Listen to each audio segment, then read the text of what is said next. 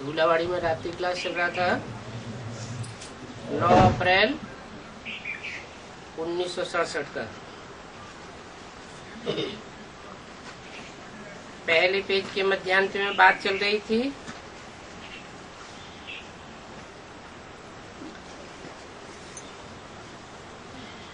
कि अब विनाश तो होना ही है।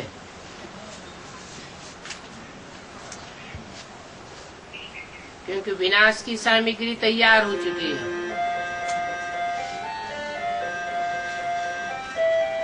एटॉमिक एनर्जी आज से 70 साल पहले बनी ही नहीं थी, और 70 साल पहले भगवान भी सृष्टि पर नहीं आया हुआ था। 70 साल के अंदर ही भगवान भी आता है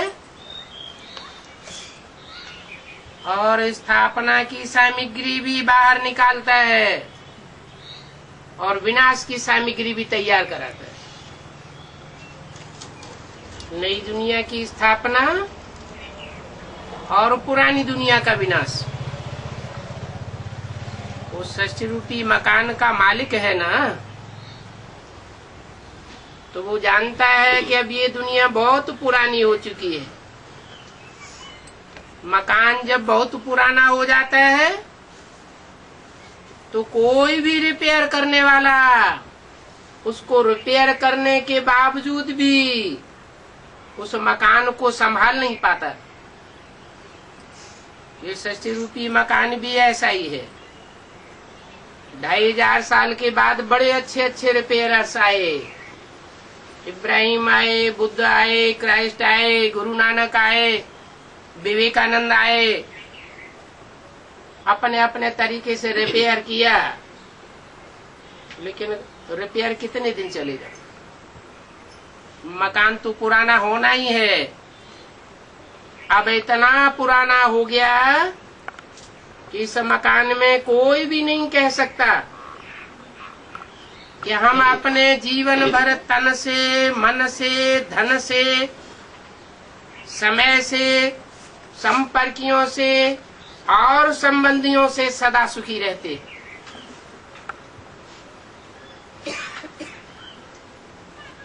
ऐसे समय पर इस सृष्टि रूपी मकान का मालिक भगवान इस सृष्टि पर आ जाता है। जब सब अपने करिश्मे दिखाई देते हैं तो अंत में आता है, आकर के 3 संदेश देता है। मैं इस सृष्टि का कर्ता धर्ता इस सृष्टि पर आया हुआ हूँ, पतित दुनिया को पावन बनाने के लिए, कलयुगी झूठ खंड को सच खंड बनाने के लिए।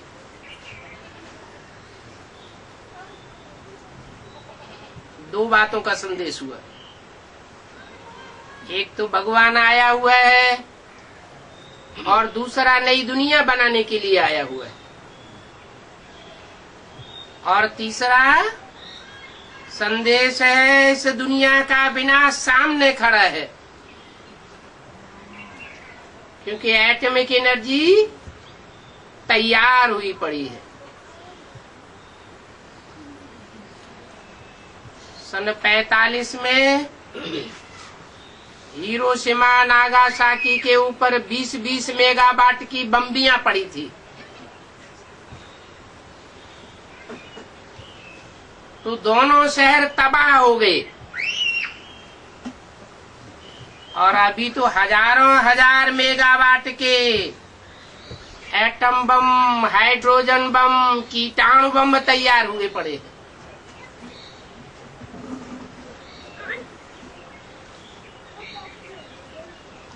बड़े बड़े देशों के पास, जिन्हें महाशक्तियां कहा जाता है,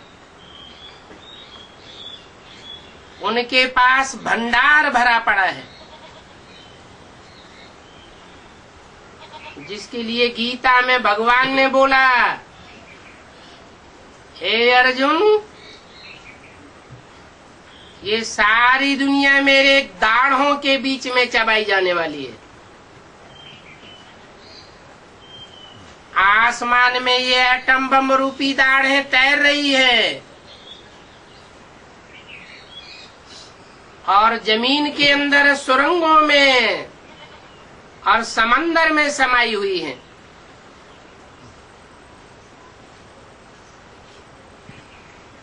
इतने देश हैं,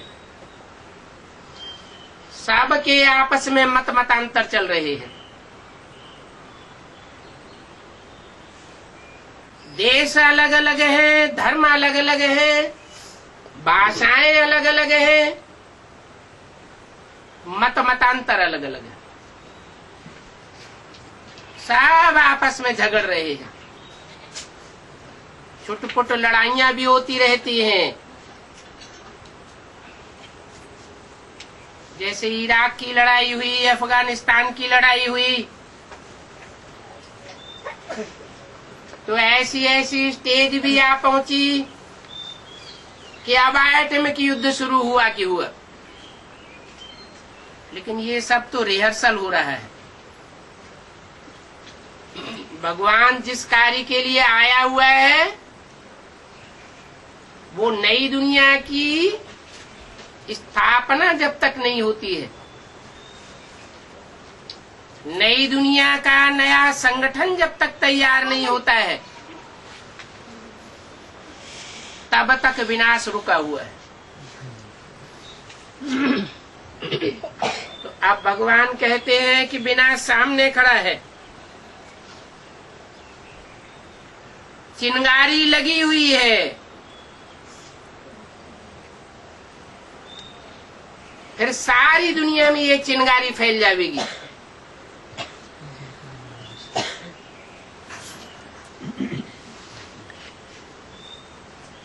बाप कहते हैं अब बुद्धि योग से चलो अपने घर। बुद्धि कहो, मन कहो, इसी को आत्मा कहा जाता है। ये मन बुद्धि रूपी आत्मा को इस दुनिया से हटा दो,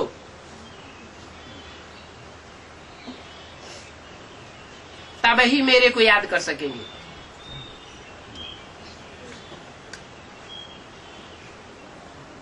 जैसे गीता में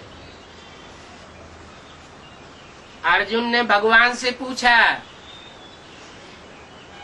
हे भगवान, ये मन बड़ा चंचल है, ये कंट्रोल में नहीं आता, इधर उधर भाग खड़ा होता है, इसका उपाय बताइए। तो भगवान ने कहा, असंशयम महाबाहो मनोदुर्निग्रहम चलम अभ्यासेन तो कौन्तेय वैराग्येण च गृह्यते।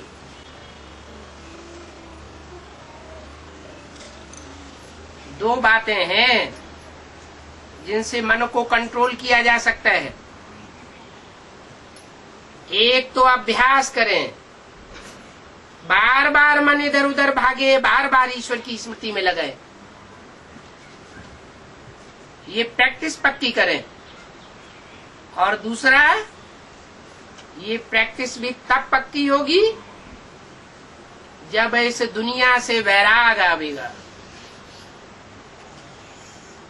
जैसे मकान होता है, मकान को बनाने वाला बाप होता है, बाप के बच्चे होते हैं, बाप नया मकान बनाता है तो पुराना मकान तोड़ना पड़ता है। बच्चों की बुद्धि नए मकान में लग जाती है। पुराना मकान चूंकि टूटने वाला है, पुराना हो गया है, इसलिए उसमें से बुद्धियोग बच्चों का हट जाता है। तो ऐसे ही जो भगवान के समझदार बच्चे हैं,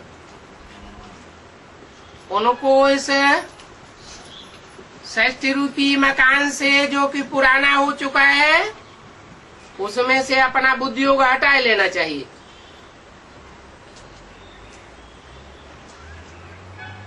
बुद्धियोग हटेगा तो भगवान में बुद्धि लगेगी। नहीं हटेगा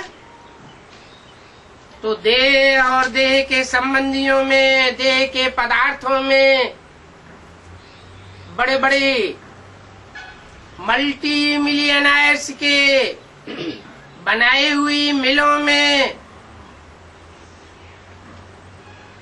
मल्टी स्टोरीज बिल्डिंगों में बुद्धि धरी रहेगी। ये सब माया का पंप है। जब दुनिया जानी होती है तो अंतिम 100 वर्ष के अंदर ये माया का पंप खड़ा हो जाता है।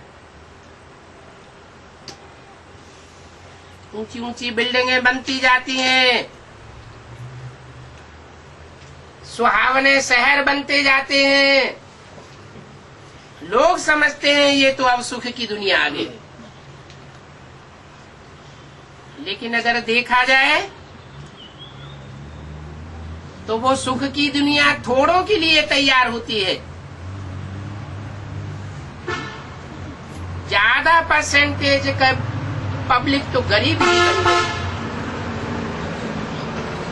और जो भगवान के पुराने से पुराने भारतवासी बच्चे हैं, उनकी हालत तो बहुत ही खराब हो जाती है।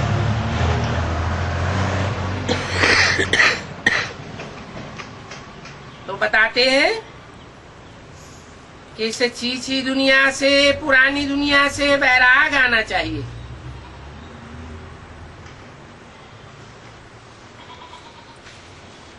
क्योंकि अब तुम भारतवासियों की राजाई स्थापन होने वाली है। तुम कहते भी हो ना कि भारत सबका सिरताज था, अभी सब देशों का मोहताज बन गया है।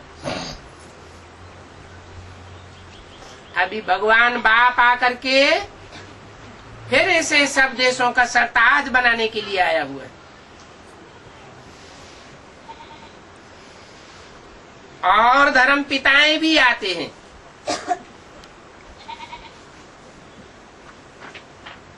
इस्लामी, बौद्धी, क्रिश्चियन आदि धर्म स्थापन करते हैं। वो सब 2500 वर्ष के अंदर आते हैं। उनकी सबकी हिस्ट्री मौजूद है। लेकिन भगवान ने जब आकर के ये नई दुनिया रची थी, सनातन धर्म की स्थापना की थी, उसका कोई को पता नहीं है। हजारों वर्ष पुरानी बात हो चुकी है। सिर्फ गीता में इशारा दिया है कि 5000 साल पहले महाभारत युद्ध हुआ था। भगवान ने आकर के गीता ज्ञान सिखा करके राजयोग सिखाया था।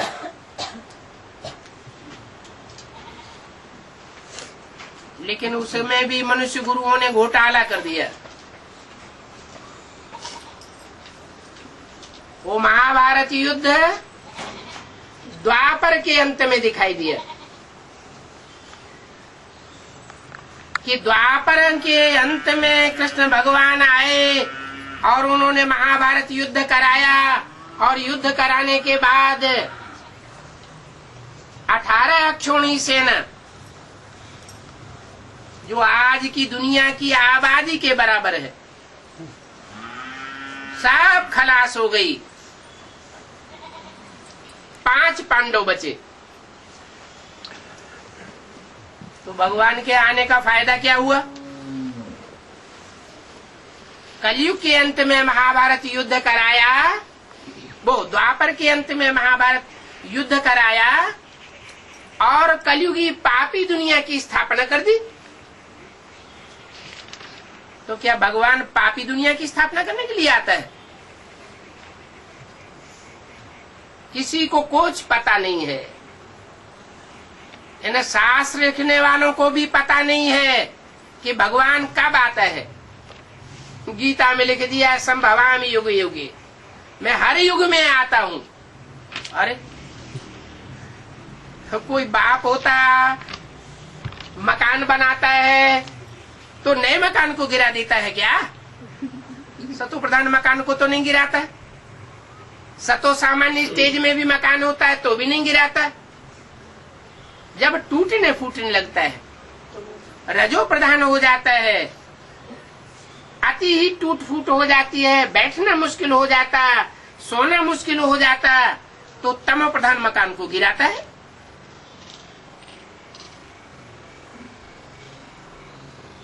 दुनिया की हर चीज 4 अवस्थाओं से गुजरती है, चाहे मनुष्य हो, चाहे जानवर हो, दुकान हो, मकान हो, कोई भी दुनिया की चीज हो, चैतन्य हो या जड़ हो, इन 4 अवस्थाओं से गुजरती है।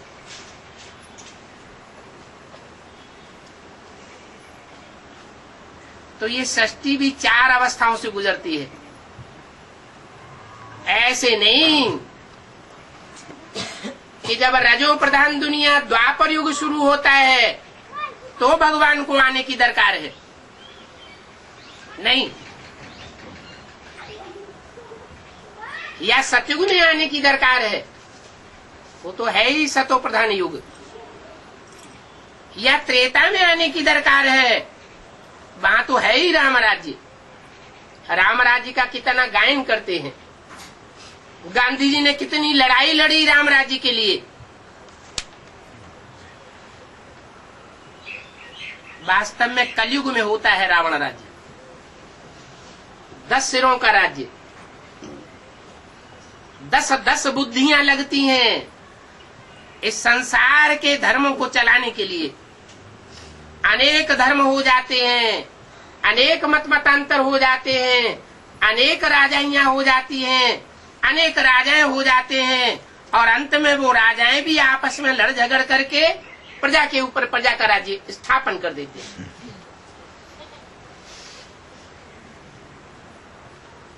अब राजा बुद्धिमान होता है, पहलवान होता है, शक्तिवान होता है, या प्रजा में ताकत होती है? ताकत ज्यादा किसमें होती है? राजा में ज्यादा ताकत होती है। कोई भी धर्म पिता इस सृष्टि पर आकर के राजा ही नहीं स्थापन करता,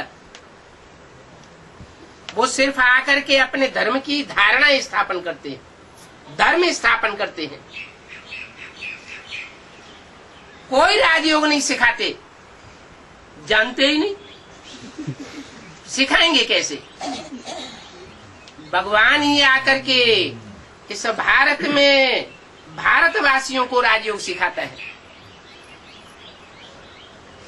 उनके ऐसी पार्शियलिटी क्यों करता है कि भारतवासियों को सिखाता है, दूसरे देश वालों को नहीं सिखाता? पार्शियलिटी नहीं करता है, वो बताता है कि भारत में ब्रह्मचर्य को जितना महत्व दिया जाता है, भारत में कन्या माताओं की जितनी सुरक्षा की जाती है पवित्र रहने के लिए, उतना किसी दूसरे देश में सुरक्षा नहीं की जाती है। और भगवान को पवित्रता प्रिय है। भगवान के मंदिर में जाते हैं तो मुंह तो पलीती हाथ पांव लेकर के जाते हैं क्या? शुद्ध पवित्र होकर के जाते हैं ना। ये आज की दुनिया की पैदाइश मूत पलित से होती है। तो भगवान इस मूत पलिती दुनिया को चेंज करने के लिए आता है। 10 इंद्रियां हैं, 10 इंद्रियों में भ्रष्ट इंद्रियां भी हैं, जिन भ्रष्ट इंद्रियों से मूत पलिती काम किया जाता है तब संतान पैदा होती है। और श्रेष्ठ इंद्रियां भी हैं जिन्हें ज्ञानेंद्रियां कहा जाता है।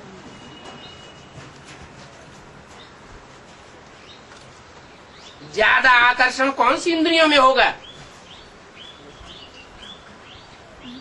ज्ञानेंद्रियों में ज्यादा आकर्षण, ज्यादा शक्ति होती है, या कर्मेंद्रियों में ज्यादा आकर्षण, ज्यादा शक्ति होती है? जिसमें जास्ती शक्ति होगी वो जास्ती लंबे समय तक सुख भोग सकेगा, और जिसमें कम शक्ति होगी वो क्षण भंगुर सुख भोग सकेगा और भोगने में आएगा।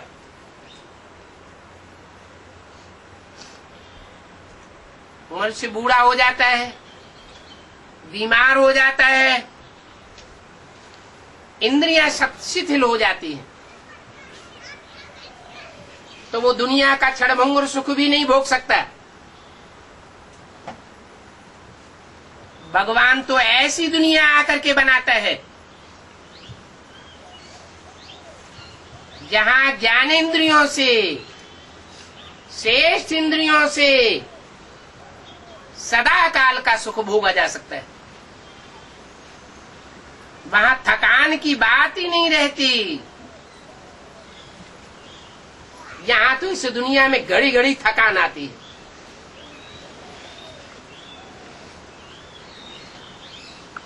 श्रेष्ठ ज्ञान इंद्रियों से आचरण करने वालों को श्रेष्ठाचारी देवता कहा जाता है। उन श्रेष्ठाचारी देवताओं की मंदिर में हम पूजा करते हैं। पूजा का आधार पवित्रता होती है। भगवान ने आकर के अर्जुन को ये खास पाठ पढ़ाया।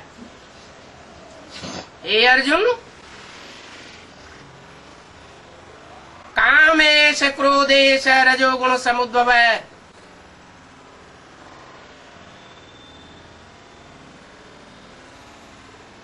जह्येनम पापमानम। ये काम और क्रोध तेरे महाशत्रु है, तू इनको जीत ले। बताया कामेंद्री जीते जगत जीत। देवताओं में सबसे बड़ा देवता कौन है? महादेव। महादेव। महादेव के लिए दिखाते हैं कि उन्होंने कामदेव को भस्म कर दिया। लोग समझते हैं काम नाम का कोई देवता होता होगा,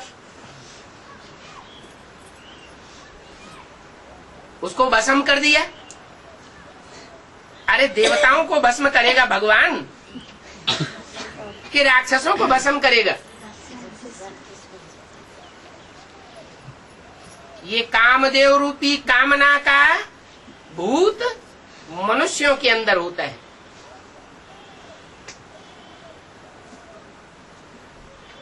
तपस्वी शंकर ने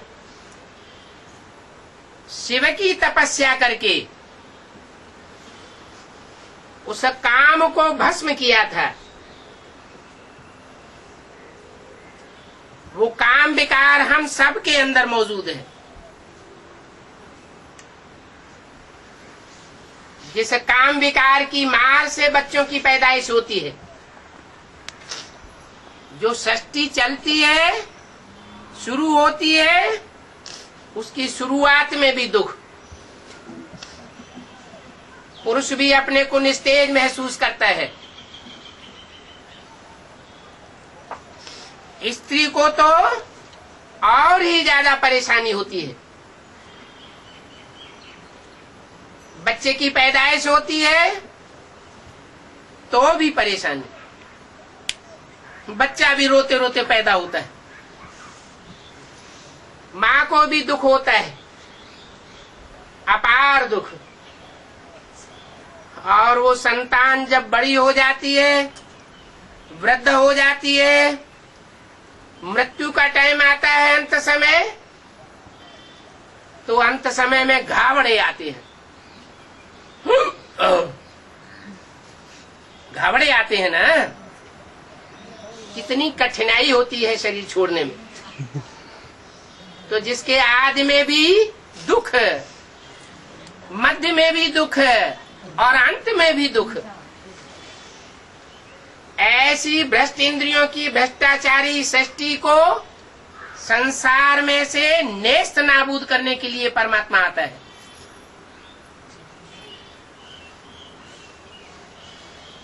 और देवताओं की श्रेष्ठाचारी सृष्टि की स्थापना करता है। ऐसी श्रेष्ठाचारी सृष्टि की जो स्थापना करता है, उसकी राजधानी तैयार करता है। दूसरे धर्म पिताओं ने न राजाई स्थापन की और न कोई राजधानी स्थापन की। भगवान आकर के देवताओं की राजधानी स्थापन करके जाता है, विश्व की बादशाही स्थापन करके जाता है। और धर्म पिताओं के जो फॉलोअर्स हुए हैं, उन्होंने इच्छा तो की कि हम सारे विश्व के ऊपर राजाई करेंगे। हिटलर, नेपोलियन, मुसोलिनी एक से बड़े बड़े आकांक्षी हुए, महत्वाकांक्षा लेकर के आए कि हम सारी दुनिया को विजय कर लेंगे, लेकिन कोई कर नहीं सके। ये तो सिर्फ भगवान का सिखाया हुआ राजयोग है, जिस राजयोग से शंकर विश्वनाथ कहलाते हैं। हर हर महादेव शंभो, काशी विश्वनाथ गंगे। सारे विश्व के ऊपर उन्होंने योग बल से विजय प्राप्त की थी। अभी फिर भगवान आया हुआ है। भगवान निराकार को कहा जाता है। वो देह से जन्म नहीं लेता, गर्भ से जन्म नहीं लेता। उसको गर्भ मरण, जन्म मरण के चक्र से न्यारा कहा जाता है। हम मनुष्य आत्माएं जन्म मरण के चक्र में आती हैं, सुख और दुख भोगती हैं। वो न सुख भोगता है और न दुख भोगता है। वो तो सदाकाल बिंदु रूप आत्मा है। बिंदु कहो, स्टार कहो, उसे स्टार का बड़ा रूप भारतवर्ष में खास शिवलिंग के रूप में पूजा जाता है। उसे ज्योतिर्लिंगम भी कहते हैं।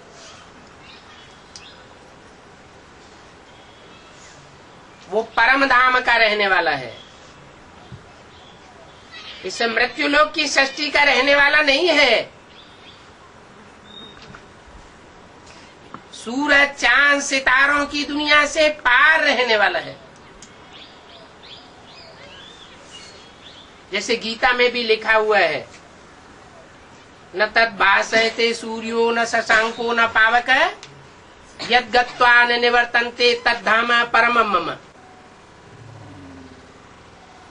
मैं जब इस सृष्टि पर आता हूँ और इस सारी सृष्टि में विनाश बरपा होता है, तो सब आत्माएं अपना अपना शरीर छोड़ करके मेरे परम धाम में पहुंचती हैं, जहां से वापस इस मृत्यु लोक में नहीं आती। अभी फिर भगवान इस सृष्टि पर आया हुआ है। बड़े प्यार से समझाता है बच्चों को, माँ के रूप में लोरी दे करके समझाता है। बच्चे, अब मैं आया हुआ हूं, धीरज धरो, थोड़े टाइम का दुख और है, ये तुम्हारा अंतिम जन्म है। सारी दुनिया का ये अंतिम जन्म है। इसके बाद इस मृत्यु लोक में, इस कलयुगी दुनिया में किसी का जन्म नहीं होगा। नई दुनिया सतयुग आने वाला है, कलयुग जाने वाला है। अच्छी तरह से समझाता है। मैं आया हूं तुम्हारी राजधानी स्थापन करने के लिए। जो राजयोग सीखेंगे, राजाई प्राप्त करेंगे, उनकी सेफ्टी होगी। और जो राजयोग नहीं सीखेंगे, परमात्मा के दिए हुए ज्ञान की वैल्यू नहीं देंगे, सेफ्टी तो उनकी भी होगी, लेकिन उनकी होगी सेफ्टी जो सिर्फ संदेश ले लेते हैं, पुरुषार्थ नहीं करते, पूरी पढ़ाई नहीं पढ़ते। हाँ, जब आवाज निकलती है संसार में कि भगवान आया हुआ है तो चल पड़ते, माना मजबूरी के आधार पर चलते। राजाओं जैसा पुरुषार्थ करने की शक्ति नहीं है, तो ऐसी छोटी सी दुनिया में स्थापन करता हूं जहां विनाश के टाइम पर 9 लाख सितारे आसमान में चमकेंगे। आसमान में चमकेंगे वो जड़ सितारों की बात नहीं है, ऊंची स्टेज में चमकेंगे। उनकी जैसी ऊंची स्टेज होगी, वैसी दुनिया में किसी की भी ऊंची स्टेज नहीं होगी। दुनिया विनाश के टाइम पर त्राहि त्राहि करेगी, दुखों के पहाड़ गिरेंगे और वो अलमस्त होकर के घूमते रहेंगे। उन्हें कोई भी प्रकार का दुख भासने वाला नहीं है। कुरान में भी लिखा हुआ है, जब कयामत होगी तो खुदा के बंदे बड़े मौज में रहेंगे, उनको कोई तकलीफ नहीं होगी। मुसलमान लोग भी जन्नत को मानते हैं, क्रिश्चियन लोग भी पैराडाइज को मानते हैं, हिंदू भी बैकुंठ को मानते हैं। तो जरूर हर धर्म से चुनी हुई श्रेष्ठ श्रेष्ठ आत्माएं भगवान की सिखाई हुई नॉलेज, जो राजयोग की नॉलेज है, वो लेती हैं,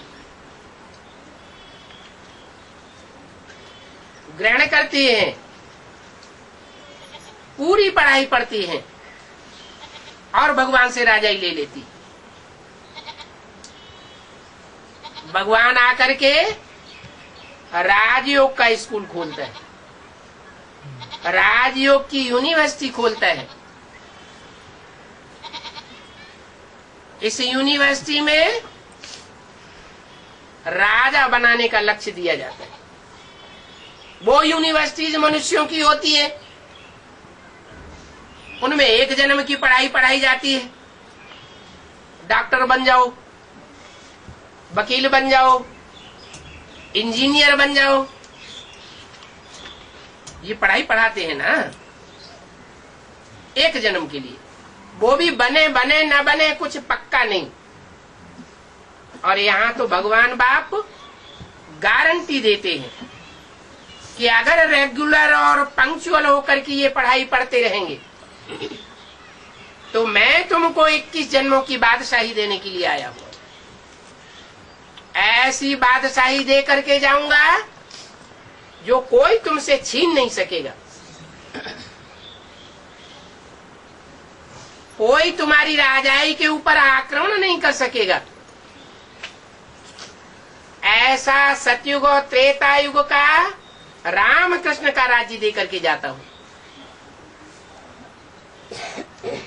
सतयुग में नारायण का राज्य होता है, कहते हैं हे कृष्ण नारायण वासुदेव। त्रेता में राम राज्य होता है। ये नारायण को नारायण किसने बनाया? गीता के ज्ञान ने बनाया। गीता का ज्ञान भगवान शिव आकर के देते हैं। जो ज्ञान देते हैं उससे कृष्ण नारायण बनता है।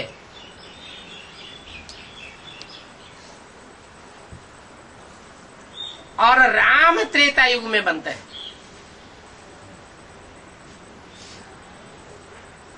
नर से नारायण बना करके जाता है। किसको? राम को। इसलिए राम राज्य मशहूर है, नारायण राज्य मशहूर नहीं है,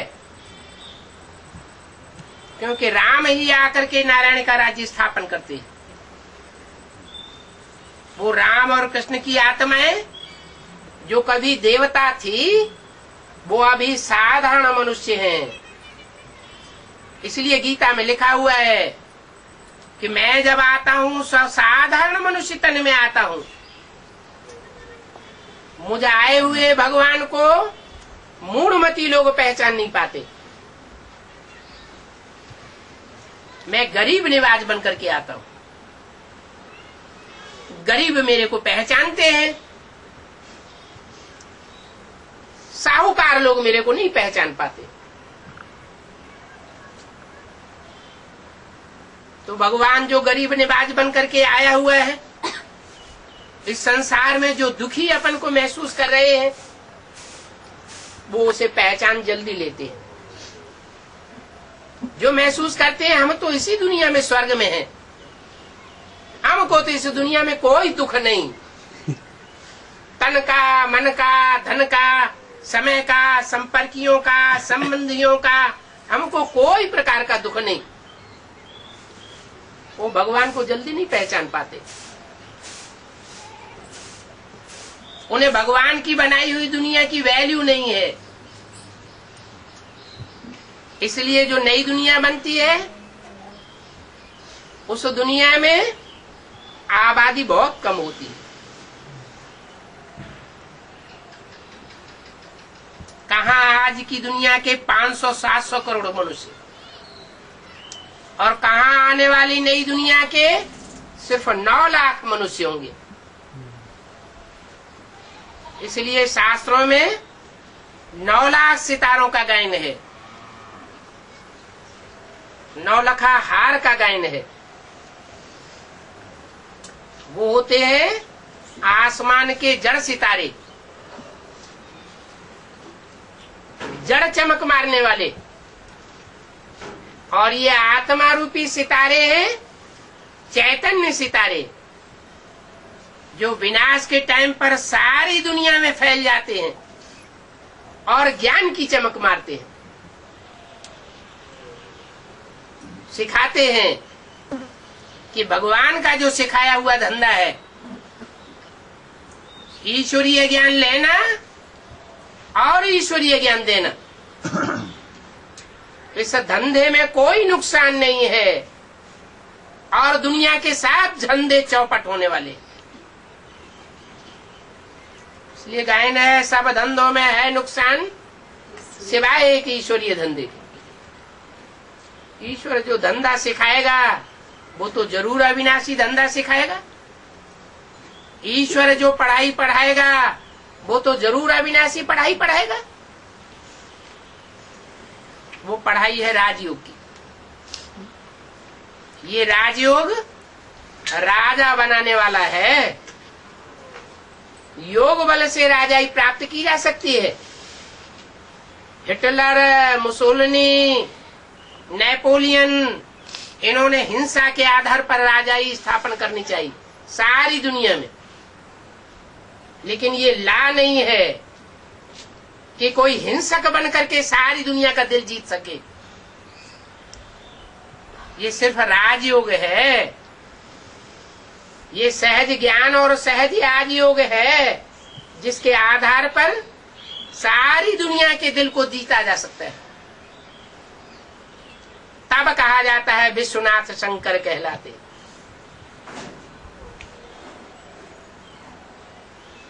वो विश्व के बादशाह बनते हैं। उनका दूसरा नाम है नारायण, जिनकी कथा घर घर में आज भी गाई जाती है भारतवर्ष में। सारी दुनिया जब कलयुग के अंत में झूठी बन जाती है, तो सुप्रीम सोल सेवा उस शंकर में प्रवेश करके ऐसा पुरुषार्थ कराता है, ऐसी तपस्या कराता है, जिससे वो नारायण बन जाता है। जो गीता में ज्ञान दिया हुआ है, नर से नारायण और नारी से लक्ष्मी कैसे बनती है, वह ज्ञान गीता में दिया हुआ है। हे अर्जुन, तू ऐसी करनी कर जिससे तू नर से नारायण बन, और हे द्रौपदी, तू ऐसी करनी कर जिससे तू नारी से लक्ष्मी बन। अभी वो ज्ञान देने के लिए भगवान आया हुआ है। बताता है, जन्म से ही मनुष्य को एक बड़ी से बड़ी दात मिलती है, जन्म से ही मिलती है। वो कौन सी दात है? ईश्वरीय दात मिलती है जन्म लेते ही। पता है वो कौन सी दात है? ईश्वर का दिया हुआ दान। नहीं मालूम? बुद्धि। हर मनुष्य आत्मा को पूर्व जन्म के हिसाब से कहो या ईश्वरीय दात कहो, हर मनुष्य आत्मा को जन्मते ही बुद्धि प्राप्त होती है। उस बुद्धि का जो ईश्वरीय दात है,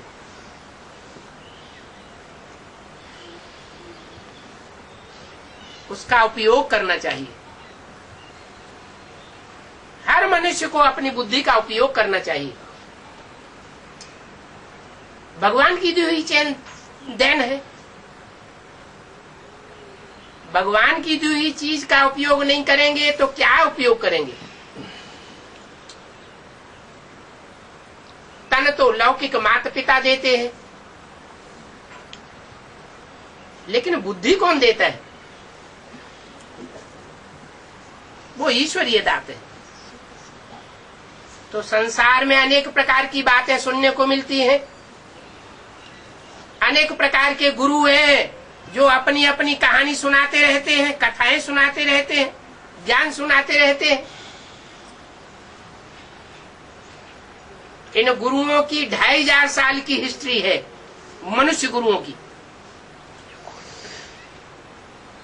शास्त्रों की कथा कहानियां सुनाते सुनाते, मानवीय ज्ञान देते देते सारी दुनिया चौपट हो गई।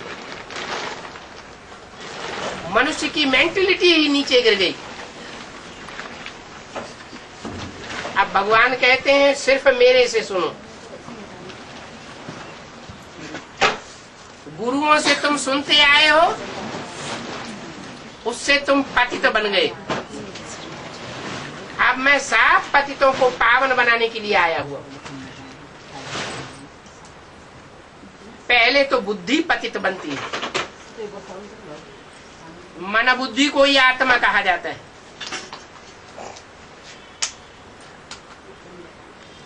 मन बुद्धि को कैसे पतित से पावन आकर के बनाता है, उसका तरीका बताता है। बहुत सहज तरीका है। अपन को देह न समझो, अपन को आत्मा समझो।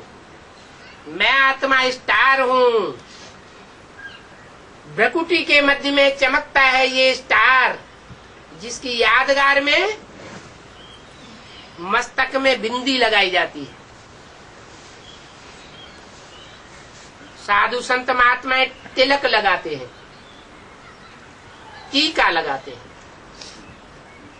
माना टीका लगाने की बात नहीं है दिखाने के लिए, या बिंदी लगाने की बात नहीं है सुंदर दिखने के लिए।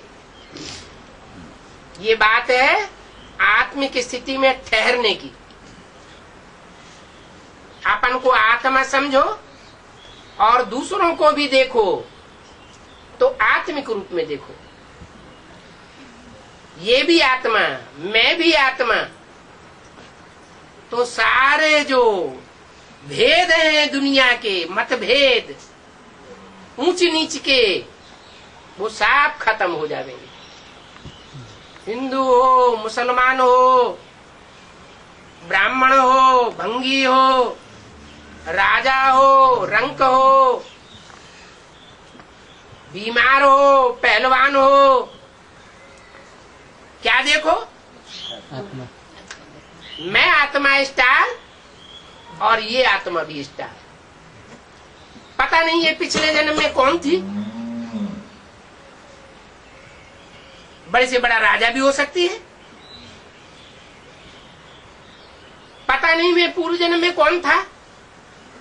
अभी तो अहंकार आ जाता, मैं डॉक्टर हूं, मैं इंजीनियर हूं, लेकिन पूर्व जन्म में क्या था कुछ पता नहीं। तो पहली मुख्य बात बताते हैं अपन को, आत्मा समझो भ्रकुटी के मध्य में चमकता हुआ स्टार हूं। अपन को आत्मा समझ के मुझे परमात्मा बाप को याद करो। क्या करो? है याद करो। तुम आत्मा भी बिंदु और मैं बिंदु, बिंदु आत्माओं का बाप परम पिता परमात्मा भी बिंदु। चींटी का बाप कैसा होगा? मोटा ताजा होगा, लंबा चौड़ा होगा। चींटी का बाप चींटी होगा। हाथी का बाप हाथी जैसा होगा। तो बिंदी बिंदी आत्माओं का बाप कैसा होगा? बिंदी बिंदी आत्माओं का बाप भी बिंदी होगा।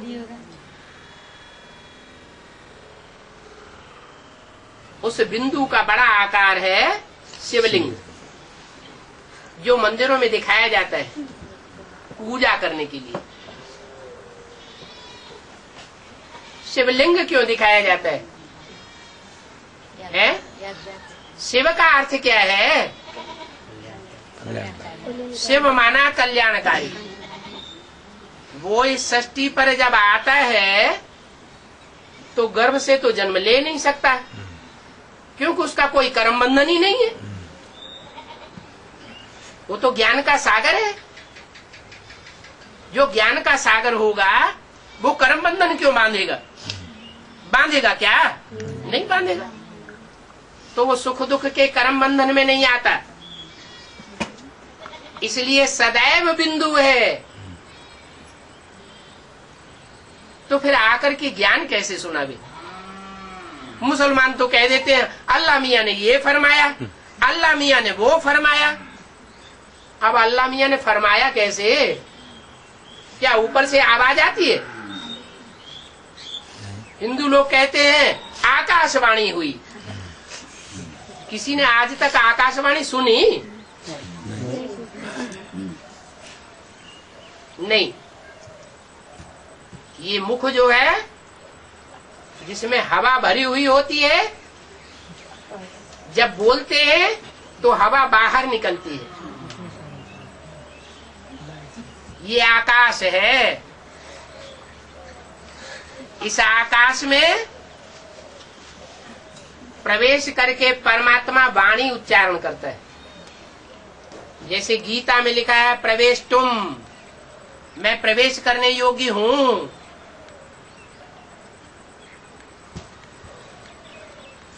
तो वो बताता है मैं गर्भ से जन्म नहीं लेता, लेकिन भूत प्रेत जैसे प्रवेश करते हैं ऐसे मैं प्रवेश तो कर सकता हूं। अब सवाल है किस में प्रवेश करूं? XYZ किसी में भी प्रवेश कर जाऊं क्या? अरे इब्राहिम बुद्ध क्राइस्ट ऊपर से आते हैं तो ऊपर से आकर के क्या, जो आत्मा परम धाम से आएगी, भगवान के धाम से आएगी, तो गर्भजेल से जन्म लेगी। गुमूत की दुनिया में 9 महीने पलेगी नहीं। वो तो पावन धाम से आई है, इसलिए पहला जन्म कोई न कोई में प्रवेश करती है। जैसे जीसस की आत्मा में क्राइस्ट ने प्रवेश किया, ऐसे सभी धर्म पिताओं का जन्म होता है। ऊपर से आत्मा आती है और कोई न कोई पतित तन में प्रवेश करती है और उसके द्वारा अपने धर्म की स्थापना करती है। ऐसे ही परम पिता परमात्मा भी जब इस सृष्टि पर आते हैं तो कोई न कोई में प्रवेश करते हैं। किस में प्रवेश करते होंगे? कोई साधु संत महात्मा में प्रवेश करते होंगे। उन्होंने बहुत तपस्या की है। क्यों? साधु संत महात्मा में भगवान को प्रवेश नहीं करना चाहिए। भगवान आता ही है पतितों को पावन बनाने के लिए। साधु संत महात्माएं पवित्र रहते हैं लेकिन या अपवित्र होते हैं? तो पवित्र जीवन बिताते हैं। उनमें प्रवेश करके क्या करेगा? भगवान तो आता ही है पतित दुनिया में। सतयुग में नहीं आता, त्रेता में नहीं आता, द्वापर में भी दुनिया इतनी पतित नहीं होती। कलयुग अंत में आकर के दुनिया बहुत पतित हो जाती, मूत पलिती हो जाती। मनुष्य की बुद्धि में सिवाय मूत पीने के कोई दूसरी बात ठहरती नहीं। ऐसी दुनिया में आता है। जब मनुष्य ऐसा बनता है तो पशु पक्षी जानवर भी ऐसे ही बन जाते हैं। क्योंकि मनुष्य मनन चिंतनशील प्राणी है, मन बुद्धि वाला है, तो वो वायुमंडल को कंट्रोल करता है। जानवर तो ऑटोमेटिक मनुष्य को अनुसरण करते हैं वातावरण को। प्रूफ है, जो जंगल में जानवर रहते हैं वो ज्यादा बीमार पड़ते हैं, या घरों में जो जानवर गांव में रहते हैं वो ज्यादा बीमार पड़ते हैं। क्यों? क्योंकि मनुष्य विकारी है तो बहुत बीमार पड़ता है। उसके वायुमंडल में रहने वाले जानवर भी बहुत बीमार पड़ते हैं। तो भगवान पतित दुनिया में आता है, पतित तन में आता है। अब कैसे पता चले कौन पतित है? पतित से पतित तमो प्रधान कौन है और पावन कौन है? ये दुनिया एक ड्रामा है। इस ड्रामा में ऊंचते ऊंच पार्ट किसका है और नीचते नीचे पार्ट किसका हो सकता है? अच्छा, जो जितना ऊंचा चढ़ेगा वो उतना नीचे गिरेगा या नहीं गिरेगा? ऊंचा चढ़ेगा सो नीचे भी गिरेगा। ये नियम है। तो इस सृष्टि के जो हीरो हीरोइन पार्टधारी हैं, कोई तो होंगे। उन हीरो हीरोइन पार्टधारी में परमात्मा प्रवेश करता है। सत्युग के आदि में वो नर से नारायण बनते हैं, सारे विश्व के मालिक बनते हैं, और कलयुग के अंत में आकर के बैगर बन जाते हैं। उन बैगर को फुल प्रिंस बनाने के लिए भगवान आता है। किसके तन में आता है? उस बैगर का नाम बहुत प्रसिद्ध है। बैगरी रूप में घूमता है। कौन है? शंकर। शंकर देवता को बैगरी रूप में दिखाया जाता है। ब्रह्मा कुमारियां कहती हैं ब्रह्मा में आता है। अगर ब्रह्मा में आया होता तो ब्रह्मा के मंदिर होते, मंदिरों में पूजा होती, मंदिरों में मूर्तियां बनाई जाती। ब्रह्मा की मूर्तियां बनती हैं क्या? पूजा होती है क्या? मंदिर बनते हैं क्या? नहीं बनते। इसका मतलब ब्रह्मा के रूप में भगवान नहीं आता। ब्रह्मा तो दाढ़ी मूछ वाला है। दाढ़ी मूछ वाले भिखारी होते हैं। मनुष्यों को दाढ़ी मूछ होती है, राक्षसों को दाढ़ी मूछ होती है, देवताएं क्लीन शेव वाले होते हैं। इसलिए भगवान तो ऐसे में आता है जो पहले पतित होता है और बाद में राजयोग की पढ़ाई पढ़ के पावन बन जाता है।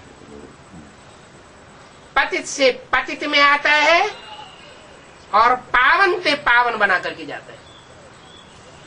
भगवान जिसमें प्रवेश करेगा, जिसमें संग का रंग लगाएगा, वो ज्यादा ऊंचा चढ़ेगा कि कोई दूसरा ऊंचा चढ़ेगा? जिसमें भगवान सदैव मुकर्रर रूप से प्रवेश होकर के वाणी चलाएगा, चरित्र करेगा, वो ऊंचा जाएगा या कोई पहले दूसरा ऊंचा चला जाएगा?